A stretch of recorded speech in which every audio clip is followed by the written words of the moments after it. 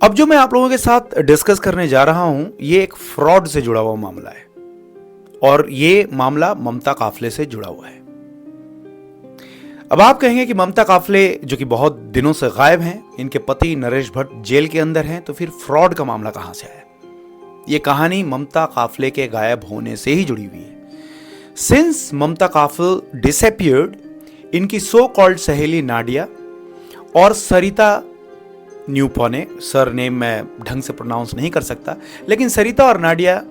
इन लोगों ने मिलकर के गो फंड मी नाम का एक अकाउंट सेट किया। गो फंड मी, जहाँ पे लोग जाकर के डोनेट कर सकते हैं और किसी भी प्रोजेक्ट को पूरा करने में एक कम्युनिटी की मदद कर सकते हैं। अब ये जो पूरा गो फंड मी सेट किया गया था, वो इसलिए सेट किया गया था कि ममता काफले के सर्च में अगर फ्लायर्स बनवाने हैं, बाकी चीज़ों की अगर ज़रूरत पड़ गई तो उस फंड का इस्तेमाल किया जा सके,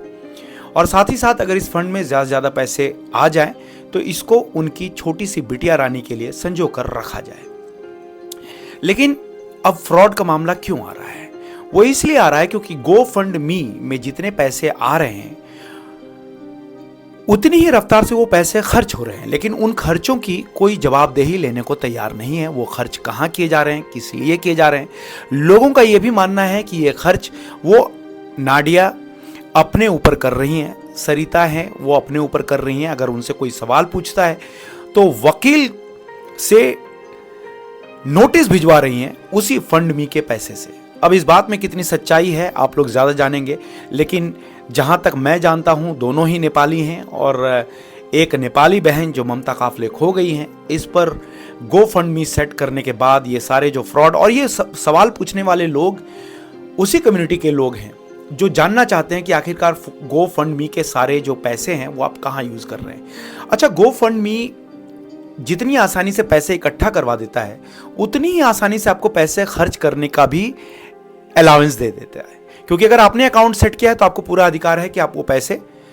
अब निकालिए, इस्तेमाल कीजिए। ऑफ कोर्स गो फंड मी कुछ पैसे अपने पास रखता है, लेकिन आपको पूरा अधिकार होता है। जो लोग ये कहते हैं कि गो फंड मी में आप इस तरह के घपले नहीं कर सकते, स्कैम नहीं कर सकते, ऐसे कई सारे एग्जाम्पल हैं जो लोगों के नाम पे सेट किए गए, लेकिन अंत में जब बहुत सारे पैसे आ गए तो जिसके लिए पैसे इकट्ठे किए गए थे उसको 5 से 10% दे दिया गया, 90% जो है उन लोगों ने रख लिया, गेम खेल लिया। ममता काफल का ये केस तो चल ही रहा है, लेकिन साथ ही साथ जिस तरीके से लोग अब खेल रहे हैं, जिस तरीके से पैसे जो आ रहे हैं फंड में, उन पैसों के साथ खिलवाड़ किया जा रहा है, इसकी जवाबदेही कौन लेगा? इसलिए मैं कह रहा हूं कि इसको शेयर कीजिए, लोगों के बीच भी जागरूकता आनी चाहिए और लोगों के सामने खुलकर इन दोनों महिलाओं को आना चाहिए और सारे खर्चों का ब्यौरा भी देना चाहिए, क्योंकि ये इनके पैसे नहीं हैं, ये ममता काफल के लिए सेट किया गया एक अकाउंट था और लोग अपनी भावना से खुलकर पैसे डाल रहे थे। और इनफैक्ट ये भी सुनने में आया कि जो नाडिया हैं, इन्होंने हमेशा इसको ऊपर जो है बैलेंस, क्या कहते हैं उसे, टारगेट जो है वो हमेशा ही ऊपर के ऊपर करती चली गई। पहले $20,000 था, फिर $50,000 कर दिया और अभी सुनने में आया कि $75,000 के लगभग इन्होंने ऊपर कर दिया है कि इतने पैसे चाहिए। इतने पैसे क्यों चाहिए जब सरकार हेल्प कर रही है, जब बाकी लोग हेल्प कर रहे हैं? हाँ,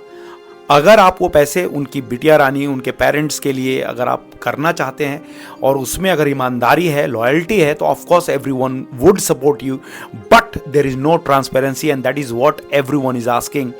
जैसे कि मैं एक छोटा सा स्क्रीनशॉट भी यहाँ पे लगा रहा हूँ, उसे आप पढ़िए, आपको समझ में आ जाएगा कि कितने सारे सवाल हैं और कितने सारे सवालों के बीच में ये खेल चल रहा है। ममता काफले बहन जल्द से जल्द मिले, इसी प्रार्थना के साथ आप लोगों को छोड़े जाता हूँ। फिलहाल अभी कोई अपडेट्स नहीं है, इसके बारे में कोई खबर नहीं है, लेकिन ये फ्रॉड का गेम ज़रूर रुकना चाहिए और मैं चाहता हूँ कि आप सभी भाई बहन इसको शेयर कीजिए, क्योंकि ममता के नाम पर खिलवाड़ नहीं किया जा सकता।